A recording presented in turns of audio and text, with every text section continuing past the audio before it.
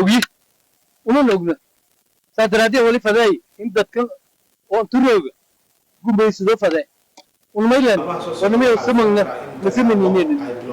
والحق يقول الله حقهم وحال فين كرا إن لقول واقع حبناها برلمان كعم قلها وكلا يكون في قلبه وحال فين كرا إن بدون كبرلمان كأي دورتان وحال فين كرا إن عبد العزيز لفت كرا دي لو دورته ومارك دورشة دي يكون في قلبه كذا عوا صاحب يالي دي هانتي بعد ما الفوائد نقدر نعمل إنسان يسوي بعد إنه لسه كل سؤال لهذا البرنامج كنا حركة هذوي كوا أتكلم عن تنو جبل الباست لقيستيار ما نحن كسوق عن دولنا برنامج كنا حركة هذوي كانوا الله ما حالة دا كونفورت البلد وقاسن وصعد حسوس على لقب قايم دولار كبرها إذا تص أي لوضع لنا صوب يعني برنامج كوا حقيقي بيقول أو فلقين الناس في أحمد عبد محمد تورنتو وأنت نسيت بلس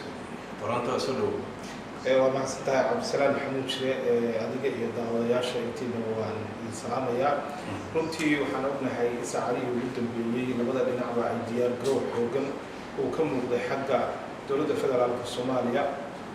أو أي ديار بيصير لما فضلا أو كردوان أو كلا بحي ميلك كردوان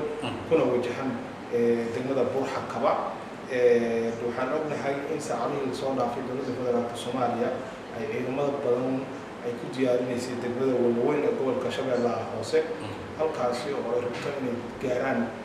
degmada Buurxakaba iyaga oo waliba maraya 90 kiiloomitir sida la sheegay oo dhulkaasina uu yahay dhulka cadawga maaragtay gacanta ku haya ama uu ka Shabaab ay gacanta ku hayaan taasi oo dad badan ay isweydiinayaan sidee suuragal ku noqon doontaa in ciidamadu ay halkaasi ay ku maraan waxa kale oo ognahay saacadaha soo dhaafay in diyaarado kala duwan ugu geeyay degmada Buurxakaba iyo kala duwan oo dowladda federaalka Soomaaliya ay meel kala duwan ka qaaday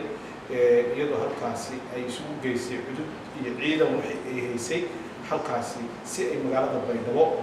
oo hadda ka socoto qabanqaabada doorashada koonfur galbeed ay maaragtay ay gacanta ugu dhigto dhinaca kale waxaa iyadana maanta dowladda cajiib ah sameeyay ciidamada koonfur galbeed Soomaaliya oo iyaguna meel 40 kiiloomitir u jirta magaalada ku soo bandhigay dowladtus iyaguna inay difaac ay kaga jiraan raggaasi weerarka ku soo aan duulaanka ku soo koonfur galbeed ee doonaya inay koonfur galbeed ay burburiyaan ciidamadaasi waxa u tagay mas'uuliyiin kala duwan oo ka kala socday koonfur galbeed sida guddoomiyihii hore ee baarlamaanka Maxamed Mursal iyo nin la yiraahdo Aadan Samasoor oo ka mid ah siyaasiyiinta reer koonfur galbeed ee ugu caansan runtii iyaguna halkaas maanta waxay ku soo bandhigeen ciidan xoog leh oo magaalada runtii difaaci kara sidoo kale xaafadaha magaalada Baydhabo iyadana maanta waxaa la arkayay in maaragtay magaalada amnigeeda si weyn loo sugay maadaama laga yaabo berito in ay bilaabato doorashada xaafadaha magaalada iyo meel kasta oo muhiim ah waxaa la dhigay ciidamo amniga sugaya sidoo kale koonfur galbeed maanta waxaa lagu arkayay oo iyagana runtii dhacdo cajiib ah oo dad badan ay isha ku hayeen ay jirtay dumarkii oo qudooda qaatay qoryihii iyo maaragtay isu diyaarinaya dagaalkan iyo abaabulka hadda Xasan Sheekh Maxamuud iyo kooxdiisa ay koonfur galbeed ay ka wadaan marka waxaad moodaa meesha in labada dhinacba ay isu biratumanayaan laakiin waa arki doonaa waqtigaa sheegi doona qolada guuleysata iyo maaragtay waxaan rajaynaynaa in Xasan iyo kooxdiisa looga soo adkaan doono sidii meelo badan looga adkaaday Toronto waxaad ka dhawaysay sidii meelo badan looga soo adkaaday marka aan fiirino hadda ciidanka Xasan Sheekh oo kale hadda uu diyaarinayo tiimka Xasan Sheekh waxaa sheegtay in ciidanka badiisa uu diyaarinayo walweyn Buurxakaba maroo dhahay عدي جبتنا ما وذبنا هو أجرنا عذر بنو كذا حركة سيدر ومرتنا والله وأرني ما هذا ياب كلام يكون يتهاي دربتي ما قرن كلنا أنا هذا واحد استراتيجية وقرصان ما قرنا أيه لكن وحن أركي إن اللي ما أسبوع كأي من الدوران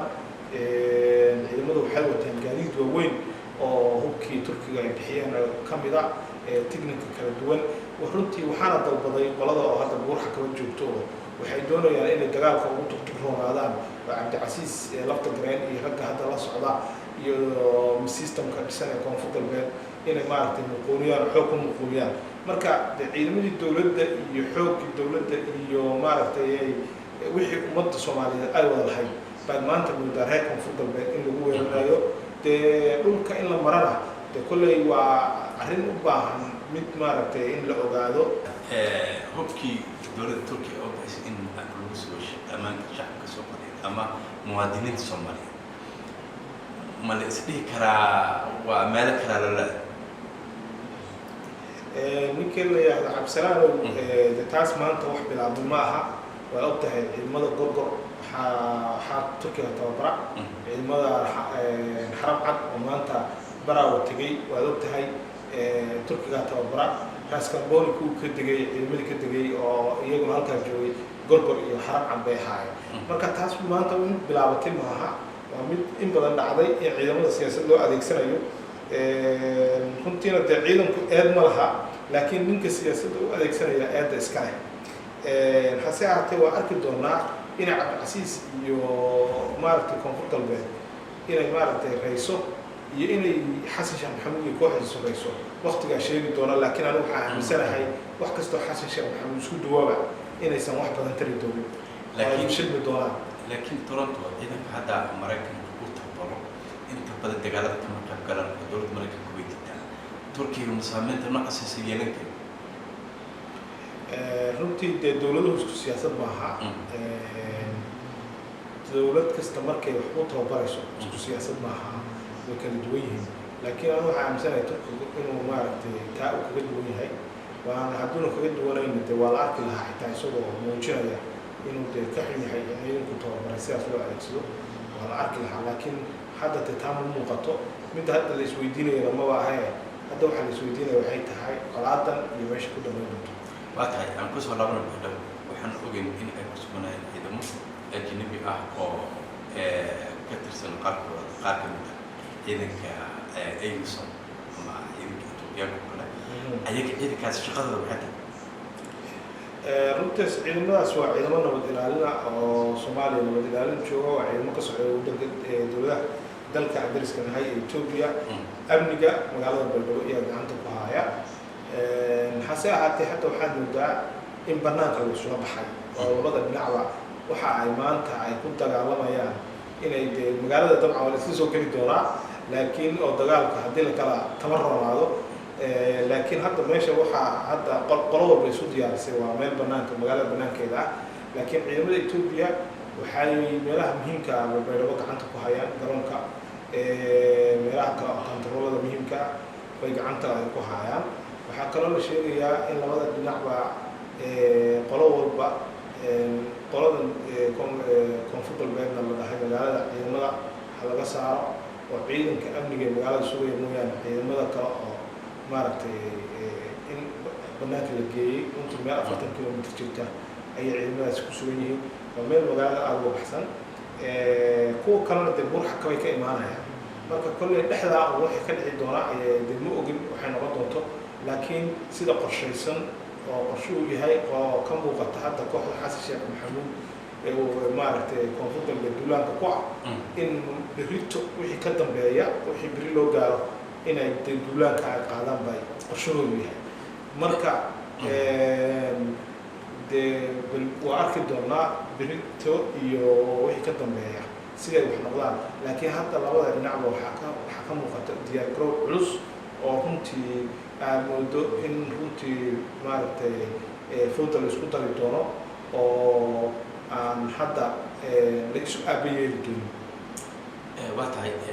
labada maalmood soo dhaafay ilaa maanta Toronto waxaan ognahay in dhanka kooxda Xasan Sheekh ku jiray diyaar garow ciidan oo xoog leh roobtisay soo bandhigayeen marka ciidanka dowladda koonfur galbeed ma yihiin ciidan u baxdhigi kara awoodda aragtay ee social media lagu soo bandhigaya ciidan ka hortega ama u baxdhiga dee runtii Cabdisalaan warta ciidankii xoogga dalka Soomaaliyeed iyo ciidan dowlad goboleed isma leeka tira ahaanna isma leeka tay ahaanna isma leeka hadda waxa burxa kaga geeyay ee jooga waa ciidamadii xoogga dalka hadday yihiin gorgor hadday yihiin haram cad hadday yihiin ciidamadii kale wixii oo dhanba waa la geeyey ciidamadaas ciidamadan isku tababarna maaha isku tayana maaha laakiin dee waxaa weeye reer koonfur galbeed mar walba way ku qasban yihiin ciidan kasta waxaa la watee inay isdifaacaan sharafkooda iyo karaamadooda iyo dadkooda iyo deegaankooda inay difaacaan ay ku qasban yihiin marka dee dowladdu waxaa muuqata inay dee dadkeedii iyo deegaankeedii iyo systemkii reer koonfur galbeed u dhisnaa inay dee duulaan qaawan oo runtii aan qarsi lahayn ay ku qaaday dee kaana kolley waxay ku xiran tahay reer koonfur galbeed siday isaga caabiyaan jilibka ugu dhigaan iyo midnimadooda ay u ilaaliyaan ay ku xiran tahay ummaddu hadday kala qaybsan tahay waa laga faa'iidaystaa mar walba laakiin siday iyagu isugu xiran yihiin iyo siday isaga difaacaan bay maaragtay bay ku xiran tahay waa maadsantaha dalka ugu dambeyn maalmaha soo socda maxaa la filan karaa iyo saacadaha soo socda dhex maraan waxaa la filan karaa in lagu dhawaaqo xubnaha baarlamaanka ama golaha wakiilada koonfur galbeed waxaa la filan karaa in guddoonka baarlamaanka ay doortaan waxaa la filan karaa in cabdicasiis laftagareen dib loo doorto oo maaragtay doorashadiisa ay koonfur galbeed ay ka dhacdo intaasoo dhanba waa la filan karaa laakiin anigu waxaa rajeynayaa in marnaba magaalada baydhabo ay adag tahay inay maaragtay wadatooyin